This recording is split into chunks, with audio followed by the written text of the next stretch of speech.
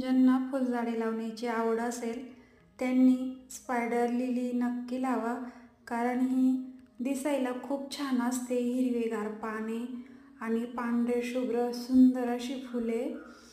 आणि हिला spider lily का म्हणतात? तिचे फुलंही स्पायडरसारखी दिसतात म्हणून स्पायडर लिली म्हणतात.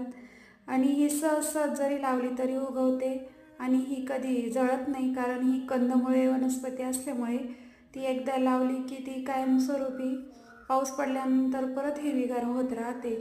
तुम्ही तुमच्या अंगणात नक्की लावा. खूप छान आहे ही स्पायडर लिली आणि हिचे फुलं अंगणाची शोभा वाढवतात.